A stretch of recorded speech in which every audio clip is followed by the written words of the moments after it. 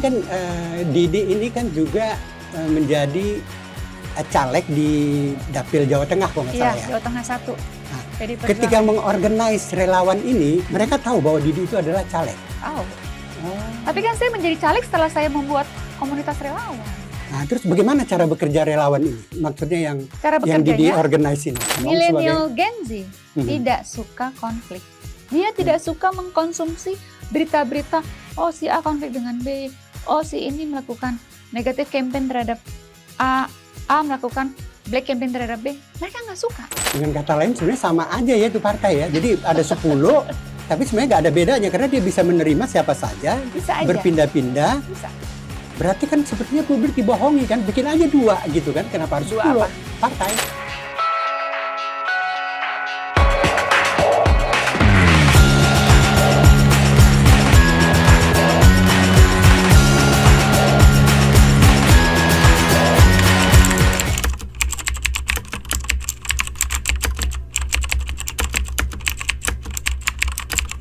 Tamu saya kali ini terbilang istimewa. Dia Kartikarini adalah Ketua Umum Perempuan Indonesia Pilih Ganjar. Kami akan mencoba berbincang-bincang tentang situasi politik hari ini, terutama yang berkaitan dengan kontestasi pemilihan presiden. Dia yang akrab dipanggil Didi, sebenarnya sudah terjun menjadi aktivis politik sudah jauh-jauh hari. Dulu dia termasuk yang menjadi relawan pendukung Jokowi ketika bertarung untuk kursi gubernur. Begitu pula ketika bertarung untuk kursi jabatan presiden. Tetapi sekarang dia yang biasa dipanggil Didi ini mengambil keputusan untuk berbeda jalan. Dia sekarang memilih untuk menjadi relawan pendukung Ganjar. Terima kasih, Di. Terima kasih Bang Is atas undangannya. Ini tidak mendukung kubunya Pak Jokowi yang ada Gibran, ya kan? Di situ Prabowo, ya. Kalau pilih Prabowo kan mungkin namanya Piro ya. Kalau pilih Ganjar kan Pijar, ya kan? Benar. Nah, sebenarnya Didi kecewa dengan Pak Jokowi sehingga tidak tegak lurus. Wah, kayaknya pertanyaannya terlalu langsung ya. Aku jelasin dulu dari awal ya, Pak Is. Baik, pemirsa semuanya terima kasih nih udah hadir di podcastnya Pak Is. Nama saya Didi, saya Ketua Umum Pijar, Perempuan Indonesia Pilih Ganjar. Jadi awalnya saya mendukung Pak Jokowi itu sejak 2012. Ketika Pak Jokowi datang ke Jakarta untuk mencalonkan diri sebagai Gubernur DKI Jakarta. Tahun 2012 itu beliau berpasangan dengan Pak Ahok. Sehingga saya mendirikan satu komunitas relawan bernama JASMEV, Jokowi Ahok Social Media Volunteers.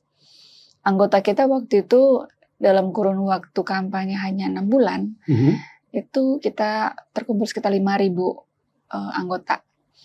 Dari Jakarta dan Jabodetabek juga wilayah-wilayah tertentu di mana publik itu menyoroti pemilihan Gubernur DKI pada saat itu. Jadi Jawa Tengah tentunya karena Pak Jokowi dari Solo ya, relawan JASMEV juga banyak dari Jawa Tengah, kemudian dari Jawa Timur, Jawa Barat gitu. Jadi walaupun kontestasinya ada di DKI Jakarta, tetapi relawannya dari seluruh Indonesia. Karena memang kalau relawan online itu karena tidak dibatasi oleh ruang dan waktu, mereka bisa berada di mana saja, sehingga kami merekrutnya itu mudah sekali pada saat itu. Kemudian Pak Jokowi sudah menjadi gubernur, maju lagi ke kontestasi berikutnya tahun 2014, pemilihan presiden bersama Pak JK pada saat itu. Kemudian JASMEV bertransformasi menjadi Jokowi Advance Social Media Volunteers, karena sudah nggak bersama Pak Ahok, jadi A-nya itu kita ganti menjadi Advance. Kemudian setelah itu Pak Jokowi sudah menjadi presiden, kami tetap mengawal kerja-kerja pemerintahannya Pak Jokowi selama menjadi presiden 2014 sampai 2019. Nah 2019 Pak Jokowi juga akhirnya maju lagi ke kontestasi berikutnya bersama Pak Kiai Ma'ruf. Kemudian JASMEV juga menjadi JASMEV 3.0. Artinya kami mendukung Pak Jokowi untuk ketiga kalinya pada kontestasi politik. Alhamdulillah menang. Lalu beberapa waktu kemudian kami tetap mengawal kinerjanya Pak Jokowi yang kita nggak bisa menafikan ya bahwa sebenarnya Pak Jokowi sudah menghasilkan banyak sekali prestasi selama hampir 10 tahun ini, khususnya di bidang infrastruktur. Nah, oleh karena itu ketika Pak Jokowi akan meninggalkan masa jabatannya tahun 2024, sebenarnya kami kehilangan. Kita kehilangan pemimpin yang bekerja dengan baik ya selama ini. Tetapi karena konstitusi yang tidak memperbolehkan Pak Jokowi maju lagi, akhirnya ya sudah, kita harus menentukan pilihan lain. Nah, di sini titik krusialnya. Kepada siapa kami, relawan ini, mempercayakan pelayan rakyat berikutnya yang akan melayani kami sebagai rakyat mulai tahun 2024 nanti. Nah, akhirnya pilihan kami jatuh kepada Pak Ganjar dan Pak Mahfud. Seperti itu, Pak Is. Iya, kenapa beralih pilihan? Kan Pak Jokowi kan punya pilihan, anaknya Gibran itu menjadi calon wakil presiden Prabowo. Iya. Kalau memang merasa kehilangan Jokowi karena dia adalah seorang pemimpin yang sukses, kenapa nggak ikut Pak Jokowi saja seperti yang sebelumnya? Seperti yang lain ya. Sebenarnya kami itu tetap di barisan PD Perjuangan yang mendukung Pak Jokowi sejak beliau jadi wali kota di Solo. Tetapi Pak Jokowinya yang berpaling dari kami, gitu. Bukan kitanya yang pindah, Pak Jokowinya yang pindah. Sebentar, sebenarnya Didi ini anggota PDIP atau relawan? Saya sebenarnya relawan sejak dulu, cuma kira-kira bulan Mei 2023 ini akhirnya saya diajak untuk mencalonkan diri di pemilu legislatif oleh PDI Perjuangan. Baru beberapa bulan yang lalu. Tetapi masih tetap memakai status relawan, padahal anggota partai. Ya nggak apa-apa, kan sebenarnya komunitas relawan itu bisa dari mana saja, dari yang non partisan maupun partisan boleh saja membentuk komunitas relawan, gitu. Seperti teman-teman dulu dari PD Perjuangan juga banyak yang membuat komunitas relawan seperti Adian Apitupulu membuat Pospera. Kemudian ada Bang Yamin almarhum membuat Seknas Jokowi, itu kan dari kader partai. Karena kan biasanya begini ya, partai itu punya struktur ya ke bawah. Dia punya organisasi jaring-jaring ke bawah. Dia cukup menggerakkan struktur organisasi tanpa dia harus menggalang orang ya dengan membentuk-bentuk relawan. Karena kan dia sudah punya organ partai, baik di ranting, di cabang, di DPD, ya kan? Nah, relawan itu sendiri kalau kita buka Kamus Besar Bahasa Indonesia, itu adalah orang yang sebenarnya secara sukarela ya tanpa disuruh oleh siapapun, dia mendukung atau bekerja tanpa bayaran gitu loh. Ini kalau ini kan kayak disuruh partai gitu loh. Enggak. Enggak, maksudnya kayak si Adian. Pijar itu dibentuk bulan April setelah Pak Jokowi, setelah Pak Ganjar dicapreskan. Pijar dibentuk bulan April setelah Pak Ganjar dicapreskan. Saya masuk PD Perjuangan itu setelahnya. Setelah April. Ya. Jadi bukan karena diperintah partai untuk membuat komunitas. Kalau si Adian itu tadi yang contohnya enggak? Adian membentuk Pospera itu sejak 98 sebelum dia jadi kader partai. Oh iya. Gitu. Soalnya ini kan membingungkan buat publik ya. Karena kalau relawan itu kan dia tidak terikat pada partai, tidak ada kaitan dengan partai. Itu adalah anggota masyarakat atau kelompok masyarakat yang tumbuh dengan sendirinya karena dia merasa. Kalau Adian, Bang Yamin almarhum itu memang aktivis sudah lama. Mereka punya komunitas relawan itu sudah dari tahun 98. Bahkan sebelum ada Pak Jokowi gitu kan. Jadi komunitas itu sudah ada. Bahkan sebelum Adian juga masuk partai. Sebelum teman-teman yang lain itu masuk partai, mereka sebenarnya sudah punya komunitas relawan. Tetapi ketika kita berjuang, kemudian dari pihak partai itu merekrut kita, mungkin kita dianggap punya capability, kompetensi di politik, akhirnya pihak partai merekrut kita gitu. Tapi sebenarnya pihak partai juga, khususnya PDI Perjuangan, itu punya struktur partai, mesin partai sampai level ranting, anak ranting. Anak ranting. Iya. Itu sampai desa. Itu yang saya maksud. Kenapa tidak menggerakkan saja? Loh, itu sudah digerakkan. Kan tadi saya jelaskan bahwa komunitas relawan ini ada sebelum masuk PDI Perjuangan. Jadi bukan kita digerakkan oleh partai. Oh iya, maksud saya gini, maksud saya partai ya tidak perlu membentuk-bentuk relawan. Memang tidak, kami tidak dibentuk sama relawan. Kami tidak dibentuk sama partai. Relawan ini berdiri sendiri karena inisiatif teman-teman yang ingin bersama-sama mendukung seseorang. Bukan disuruh partai. Tidak pernah relawan itu terbentuk karena disuruh partai. Karena partai punya struktur sendiri. Tetapi ketika pada saat berjuang bersama, justru partai itu banyak memfasilitasi relawan. Misalnya kayak sekarang partai pengusungnya Pak Ganjar, Pak Mahfud itu membuat namanya Rumah Aspirasi Relawan. Itu dibuat oleh PDI Perjuangan, Perindo, Hanura, sama P3.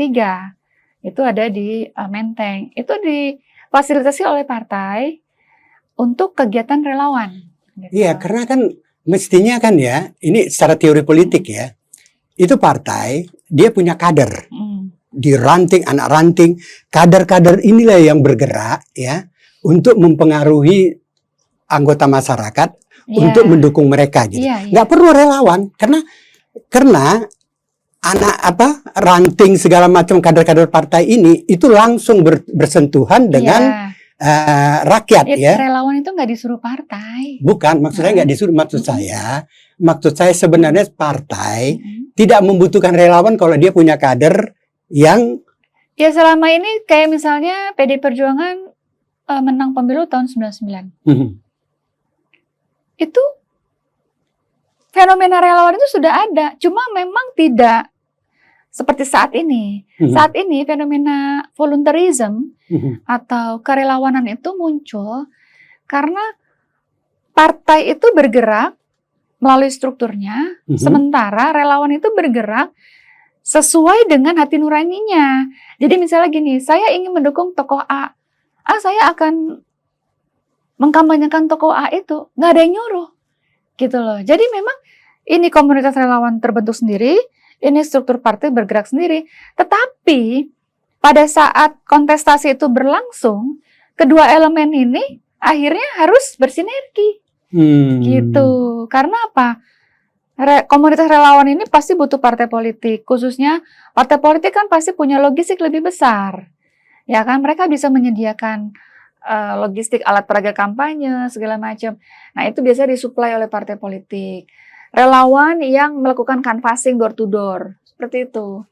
Iya karena kan fenomena relawan Jokowi misalnya kayak Projo ya, itu kan nggak ada kaitan dengan partai. Oh jangan salah, Budi Aristiadi itu dia di kader PDI Perjuangan. Oh gitu? Iya.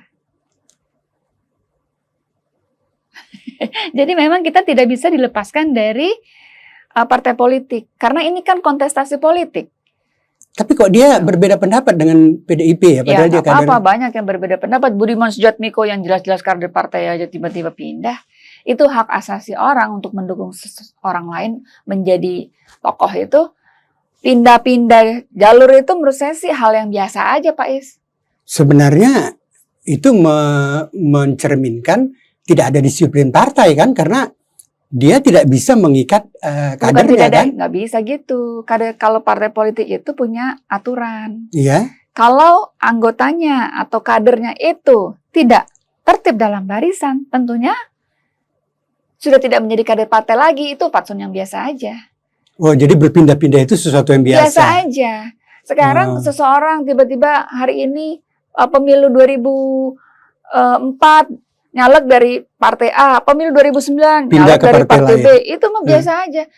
Terus pemilu selanjutnya nyalek dari partai lain, pindah-pindah biasa aja. Dengan kata lain sebenarnya sama aja ya itu partai ya. Jadi ada 10, Tapi sebenarnya nggak ada bedanya karena dia bisa menerima siapa saja, Bisa aja. berpindah-pindah. Bisa.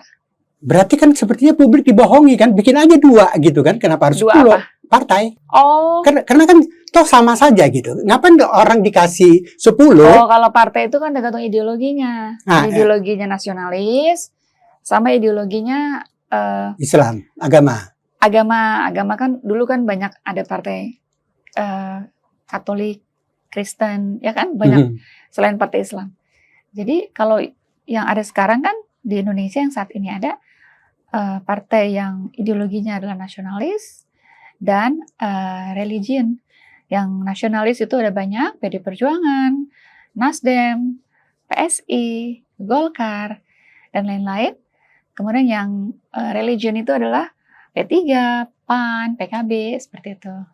Iya, maksud Partai saya, umat. kalau memang itu kan ideologinya sama. Ya. Partai nasionalis yang ideologinya nasionalis bikin aja satu partai. Nggak bisa, kita kan sudah masuk era demokrasi. Pemerintah nggak bisa, lu partainya 2 aja ya, nggak bisa. Karena sekarang era demokrasi itu semua orang mempunyai kebebasan berkumpul, berpendapat sesuai undang-undang. Jadi bebas membuat partai politik. Kalau kita sama dengan Orde Baru hanya 3 partai, ya buat apa ada reformasi? Tapi kita banyak partai tapi sama buat apa? Nggak sama. Kan sama tadi, cuma 2 ya, ada yang nasionalis itu Golkar, PDIP, Nasdem, Demokrat. Iya. Terus kemudian yang Islam itu P3, PKS, yang PKB sama itu kan sudah rada-rada agak ke tengah ya, Iya. tidak persis Islam ya. Maksudnya kan Ya. orang bisa berpindah-pindah gitu loh. Jadi Ya, kayak nggak tidak apa-apa. ada ideologi. Jadi cuma ideologinya nasionalis dan Islam kan gitu tuh. Ya tapi kan sekarang era demokrasi, Mhm. siapapun boleh bikin partai, Oh iya, gitu loh. iya. Artinya kita tidak bisa membuat dikotomi partai nasionalis dan religion, nggak bisa gitu. Karena punya dana banyak, punya masa banyak, bikin partai gitu, bisa aja. Jadi ini kan Didi ini kan juga menjadi caleg di Dapil Jawa Tengah kok nggak Iya, salah ya. Jawa Tengah 1. Nah, PD Ketika Perjuangan. mengorganize relawan ini, mereka tahu bahwa Didi itu adalah caleg. Tahu. Oh. Tapi kan saya menjadi caleg setelah saya membuat komunitas relawan. Nah, terus bagaimana cara bekerja relawan ini? Maksudnya yang Cara Didi bekerjanya, organize ini. Nah, cara itu. bekerjanya biasa aja. Mhm. Komunitas relawan itu adalah komunitas yang memperjuangkan kandidat ya untuk menjadi tokoh publik gitu Mhm. kan. Jadi kami sebenarnya di komunitas itu adalah pertama konsolidasi, Mhm. siapapun yang ingin berkontribusi kita rekrut, kemudian kita buatkan program kerja Mhm. masing-masing wilayah, karena kan di Pijar itu kita ada beberapa wilayah, Kalimantan, Sumatera, Sulawesi, Jawanya juga, Jawa Barat, Jawa Tengah, Jawa Timur, Banten, DKI Jakarta. Itu semuanya kita konsolidasikan, kemudian kita buatkan program. Pertama, kalau perempuan mah gampang ya. Mhm. Ibu-ibu itu paling suka kegiatan senam pagi, Mhm. masak-memasak, gampang aja. Kenapa kita menyasar ke pemilih perempuan? Karena total pemilih perempuan itu ada 51%. Iya, Pak Is. iya. Majority voters. Sehingga kita masuk ke wilayah itu, kita ingin memberikan informasi bahwa ibu-ibu, ayo gunakan hak pilih, itu yang pertama. Jangan golput, karena gini Pak Is, ibu-ibu itu ternyata golput bukan karena keinginannya. Mhm. Dari angka golput yang besar ini, Mhm. majoritinya kan ibu-ibu nih, pemilih perempuan. Jadi mereka itu golput bukan karena saya malas milih enggak, Mhm. tapi karena urusan domestik. Misalnya Misalnya. di rumah anaknya banyak, mesti urus anak, urus rumah tangga, cucian banyak, setrikaan banyak, belum masak. Akhirnya begitu mereka mau ke TPS, Nggak punya waktu. nggak punya waktu. Iya. Nah, sebenarnya itu yang ingin kita coba mitigasi. Ibu-ibu yang tidak punya waktu untuk ke TPS, apa nih kendalanya? Oh, aku harus jaga anak di rumah, Oh, masih itu yang disebut balita. ibu asuh ya? Ibu asuh TPS. Iya. Jadi memang kita masuk ke wilayah itu untuk membantu. Ayo Bu, anaknya saya jaga dulu ya. Iya. Ibu silakan. Tapi sambil nanti nitip, nanti pilih PDIP ya gitu. Pastinya. Atau pilih Ganjar Pilih gitu. Ganjar Mahfud. Atau pilih Didi gitu, ada dia enggak, Kartika enggak. gitu. Enggak. Karena kalau saya sebenarnya fokusnya kampanye Ganjar Mahfud Oh. untuk nasional. Kalau di Dapil kita punya strategi kampanye yang berbeda. Kalau PD berbeda, Perjuangan berbeda. Jadi Didi waktu di Dapil nanti ini tidak menggunakan relawan Tidak. perempuan pilih Ganjar ini, enggak? Tidak. Oh, padahal kan ada di sana kan? Ada di Semarang ada. Oh. Cuma kalau di PD Perjuangan ada yang namanya birokrasi di partai bahwa kita harus tandem dengan caleg-caleg DPRD provinsi dan kabupaten kota. Gitu. Oke, terus kemudian ini dananya dari mana nih relawan-relawan? Mereka bisa bikin pertemuan, ya, bikin macam-macam lah kegiatan. Itu dananya dari mana? Yang pertama, kalau kita sudah committed untuk membuat komunitas relawan, khususnya ketua umum, sekretaris jenderal, bendahara umum, kita kan yang membentuk komunitas relawan biasanya ada 3 unsur itu, KSB namanya, ketum, sekjen, bendum. Itu harus bertanggung jawab dari sisi pembiayaan. Dari mana sumbernya? Ya kita patungan. Oh, jadi berarti relawan ini orang-orang punya duit nih sebenarnya? Alhamdulillah, puji Tuhan. Oh. Ya karena seperti itu. Kita harus punya program. Buat apa kita bikin komunitas relawan, tapi kita nggak punya program, karena nggak punya dana untuk membiayai program itu. Gitu. Jadi, Alhamdulillah kita juga punya anggota yang kebetulan mereka berdonasi untuk program-program kita. Gotong royong jadinya. Jadi sebenarnya relawan ini artinya dari kalangan yang sebenarnya punya dana ya, bukan orang-orang biasa yang kan ada orang relawan biasa ada. Oh, jadi ada. Ya ada.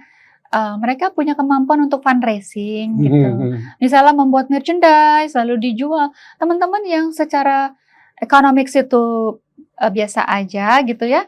Itu banyak yang membentuk komunitas relawan. Lalu mereka fundraising. Yang penting semangatnya. Iya. Orang kan lalu bertanya ya, kalau orang ngeluarin duit gitu ya, lalu dia dapat apa gitu loh setelah ya kan? Kan itu marak itu fenomena yang relawan jadi komisaris. Bahkan si Budi Aris tadi jadi menteri ya kan?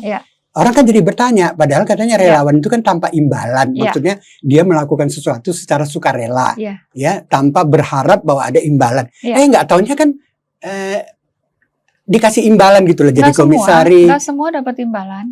Maksudnya ini relawan sebenarnya apa bayaran kan gitu orang jadi bertanya. Kalau bayaran nggak, kami tegaskan tidak ada bayaran. Tetapi kalau ucapan terima kasih, lalu kita diberdayakan, ditugasi untuk membantu pemerintah, kenapa enggak? Kan dilihat juga punya kompetensi dan capability enggak? Ya kan? Tentang relawan, udah ngeluarin uang banyak, tapi kompetensi dan capability-nya tidak sesuai dengan posisi itu, kan juga enggak ditugaskan. Jadi saya kira objektif kok selama ini Pak Jokowi menempatkan orang itu pada posisinya memang karena punya capability dan kompetensi. Iya, kebetulan aja dia namanya relawan tapi dia juga sebenarnya kompeten untuk menduduki kursi-kursi. Iya, karena tidak semua relawan kan juga dapat posisi. Kemudian yang dapat posisi juga tidak semua relawan gitu kan.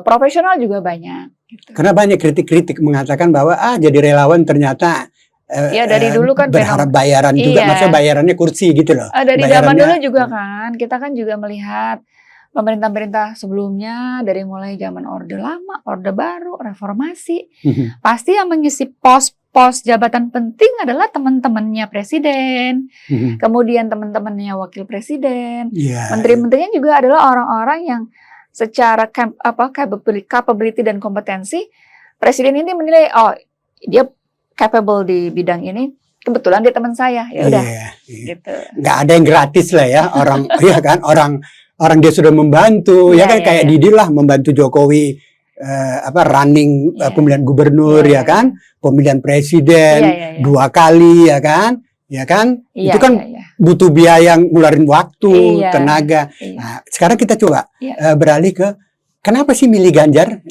tidak yang lain yang didukung? Yang pertama, sebelum saya masuk PD Perjuangan, sejak tahun 2021, kami secara internal itu sudah mewacanakan bahwa kami akan memilih Ganjar. Walaupun Ganjar belum dicapresin waktu itu. Hal-hal yang kami lakukan adalah senantiasa memberikan informasi kepada teman-teman bahwa siapa nih next Jokowi yang akan bisa menggantikan Pak Jokowi. Waktu itu kan calon yang bermunculan banyak. Tetapi kami melihat Pak Ganjar ini memiliki kesamaan yang paling banyak dengan Pak Jokowi. Pertama, dari kultur Jawa tentu saja. Kemudian yang nomor 2, kegiatannya itu banyak menyentuh rakyat, belusukan. Pak Jokowi juga senang belusukan, Pak Ganjar juga. Kemudian yang ketiga adalah, dua-duanya itu adalah tokoh yang paling senang mendengar aspirasi rakyat. Pak Jokowi apalagi tuh, kalau kita lagi ngobrol itu, beliau selalu mencatat semua masukan yang diberikan tuh, beliau rajin mencatat. Pak Ganjar juga demikian. Ternyata ini ada hal-hal yang mirip. Sehingga yang kita harapkan adalah Pak Ganjar itu bisa meneruskan legasinya Pak Jokowi. Yang bagus-bagus tentunya. Yang bagus-bagus diteruskan, yang kurang bagus diperbaiki. Jadi pertimbangannya karena ada kemiripan lah ya. Jadi kita dukung. Cuman masalahnya kan ini kan perempuan Indonesia, perempuan ya. Ini kan Ganjar ini kan pernah kepleset ngomong. Dia bilang dia menyukai nonton film porno ya. Kan repot ini perempuan-perempuan menjelaskan ke ibu-ibu ini. Ini calon presiden Anda ini ya kan. Itu beredar loh di mana-mana. Dia mengatakan, salah saya apa? Orang saya orang dewasa. Boleh dong nonton film porno. Itu kan apa ya? Kalau anak-anak mendengar itu kan anak-anak kan jadi merasa oh iya ya nonton film porno itu enggak apa-apa ya gitu loh misalnya gitu. Itu enggak merepotkan Didi ini untuk menjelaskan kalau ditanya nanti sama ibu-ibu di lapangan kan. Itu piye toh? Masa presiden nonton film porno gitu gimana coba? Pemilih Indonesia itu khususnya ibu-ibu udah cerdas ya. Mereka akan memilih calon pelayan rakyat yang akan melayaninya itu dari sisi kinerja. Gitu. Apalagi kan kita lihat Pak Ganjar kan 10 tahun di Jawa Tengah. Hal-hal yang sudah dilakukan di Jawa Tengah itu kan keberlanjutannya tuh jelas gitu dan bisa dinikmati oleh banyak orang. Kalau gimmick-gimmick seperti itu, saya rasa semua capres punya gimmick-gimmick tertentu, gitu kan. Kelebihan kekurangan capres itu pasti ada. Tapi kita jangan melihat kekurangannya, lihatlah masing-masing kelebihannya. Kelebihannya Pak Anies, kelebihannya Pak Prabowo, kelebihannya Pak Ganjar. Mana di antara kelebihan-kelebihan yang dimiliki oleh ketiga capres itu yang paling bisa cocok untuk kita sebagai pemilih. Yang paling bisa, ini paling banyak nih kelebihannya. Ini yang paling bisa melayani kami, gitu ya. Karena dari sisi program-program kita kan bisa melihat, apalagi setelah debat capres, besok hari Jumat akan debat cawapres, publik akan melihat mana di antara ketiga calon itu yang paling bisa melayani kita sebagai rakyat. Jadi soal bahwa dia suka film porno nggak penting ya, nggak mempengaruhi pilihan. Ibu-ibu ya yang nanti ini kan perempuan Indonesia nih yang mau digalang untuk mendukung Ganjar kan. Kan saya hanya khawatir aja nih ini perempuan-perempuan kan aduh gimana ya kalau suaminya itu lebih senang dengan sosok Bu Atikohnya. Inilah kekuatannya Pak Ganjar adalah di Bu Atikohnya. Bu Atikoh adalah istri yang sangat mengerti posisi suaminya. Yang pertama Bu Atikoh itu dari sisi edukasi itu baik sekali. S1-nya teknologi pertanian dari UGM. Kemudian S2-nya itu di ITB dan di Tokyo University. Kemudian beliau juga dulu pernah bekerja sebagai wartawan, sebagai ASN di Pemprov DKI Jakarta, zaman Pak Foke, Pak Jokowi, Pak Ahok, sampai Pak Jarot, beliau jadi ASN tuh di DKI Jakarta. Jadi kami melihat sosok Bu Atikohnya ini sangat bisa menjadi panutan. Gitu. Jadi faktor positif ya buat Pak Ganjar ya. Buat Pak Ganjar. Kan berarti kan Didi ini dekat ini sama Ibu Atikoh nih. Alhamdulillah. Pernah nggak dia misalnya bilang, aduh suami saya kok ngomong nonton film porno gitu? Enggak, itu nggak pernah dibahas lagi. Udah nggak pernah dibahas? Karena itu adanya di podcastnya Deddy Corbuzier yang 99 kalau Deddy Corbuzier bikin podcast adalah joking. Gitu loh. Jadi kita nggak pernah lagi jadi itu joking sebenarnya, bukan. It's a joke. Bukan benar-benar dia nonton. Pak Is belum pernah nonton berarti podcastnya. kalau Pak Is nonton akan melihat konteksnya secara nyata, secara jelas. Saya nonton cuma penggalannya. Dia ngomong apa? Salah saya apa? Enggak. Saya orang dewasa gitu. Biasakan kita mengkonsumsi berita itu secara Konteksnya gimana full. itu maksudnya? Konteksnya gimana ya itu? ngobrol-ngobrol sama Deddy Corbuzier. Deddy Corbuzier itu juga sahabat saya. Iya, artinya Ya, joke itu ketika dia joke ngomong. aja. Oh. Jok aja. Emang kalau waktu senggangnya ngapain aja sih, Pak? Ya saya naik sepeda, saya lari. Tapi sekali-sekali nonton film porno juga dong. Gitu. Oh, itu jadi kan ada. Makanya Pak Is nonton dong. Jadi podcastnya. pertanyaannya dari si Deddy Corbuzier. Iyalah, nggak mungkin ujuk-ujuk saya suka nonton film porno. Ya nggak mungkin gitu. Oh, jadi iseng si Deddy. Jadi bilang, oh kadang-kadang Pak nonton. Saya hukum ya Pak Is karena nggak nonton secara full. Bukan. Sehingga a priori pendapatnya. Bukan. Yang beredar itu penggalannya. Kita jangan disalahkan. Jangan mau tertipu harusnya dengan berita penggalan harusnya dibilang ke Deddy, Dad, jangan kamu edarkan. Sekarang ini ada salah satu video penggalan dari Ketua Umum PAN yang dianggap melecehkan sholat, ya kan? Jadi Ketua Umum PAN Pak Zulkifli Hasan itu sedang pidato di sebuah acara lah. Yeah. Nah di situ dia menjelaskan bahwa sekarang ini karena musim pemilu, ya kalau kalau capres 1 itu kan namanya Anies Muhaimin, capres 2 Prabowo Gibran, capres 3 Ganjar Mahfud gitu kan. Jadi sekarang kalau kita lagi sholat jamaah itu orang jarang mengucapkan amin gitu kan. Terus adalah gitu hal-hal yang kalau orang melihat sepotong doang ini videonya, wah ini penistaan agama. Sama seperti video Ahok yang dipotong-potong tuh dulu. Akhirnya orang melihat hanya separuh. Tapi ketika kita melihat konteks secara utuh, baru kita ternyata tidak seperti itu, gitu loh. Jadi, makanya biasakan kita sebagai netizen yang budiman ya, teman-teman juga yang biasa mendapat informasi, kalau dapat cuplikan-cuplikan, ini cuplikan apa nih? Podcastnya si A. Saya akan masuk ke podcast itu menyaksikan secara utuh, supaya kita mendapatkan konteks yang utuh. Konteks percakapannya, tidak sepotong-sepotong, seperti itu. Iya, itu makanya bahayanya. Jadi walaupun kan orang kecenderungan kan tidak punya waktu ya, apalagi yang Gen Z ya. Dia kan suka penggalan-penggalan tuh. Tapi enggak. Jadi hati-hatilah kalau ngomong. Milenial Gen Z tidak suka konflik. Dia tidak suka mengkonsumsi berita-berita, si A konflik dengan B, si ini melakukan negatif campaign terhadap A melakukan black campaign terhadap B. Mereka nggak suka. Mereka itu generasi yang sesimpel itu, sesederhana itu pemikirannya, juga cerdas-cerdas, milenial Gen Z ini. Jadi mereka kalau ngeliat berita, apaan sih nih? Nggak penting. Apaan sih nih? Cuma cuplikan-cuplikan, nggak penting. Gitu jadi sebenarnya nggak usah khawatir juga ya kalau keluar nggak ada. Cuplikan-cuplikan begitu tidak ada. Makanya sekarang banyak cuplikan dari Pak Prabowo mengatakan dasmoetik segala macam, itu kan cuplikan, gitu kan? Itu nggak benar ya? Ya, bukan yang nggak benar. Maksudnya? Tetapi Pak Prabowo memang mengucapkan itu. Tetapi kan itu hanya potongan saja. Iya. Milenial Gen Z mengkonsumsi itu enggak. Mereka nggak. Cuplikan apa ini nggak penting. Nggak percaya itu ya mereka. Bukan yang nggak percaya. Maksudnya? Mereka tidak menyukai konten-konten yang nggak penting, yang receh. Recehnya itu kalau receh lucu-lucu, berupa tips, tips. Bagaimana caranya supaya ini hasil bisa riset fotografi. Ini? Maksudnya Gen Z nggak suka yang... ya kan banyak hasil risetnya. Sudah banyak hasil risetnya kan. Jadi mereka nggak suka itu kalau misalnya nggak suka. Endasmu, saya suka nonton porno, itu nggak suka mereka. Bukan, mereka tidak suka. Bukan kontennya ya. Mereka tidak suka hal-hal yang didramatisir. Ya hal yang dipolitisasi. Gitu. Oke, baik.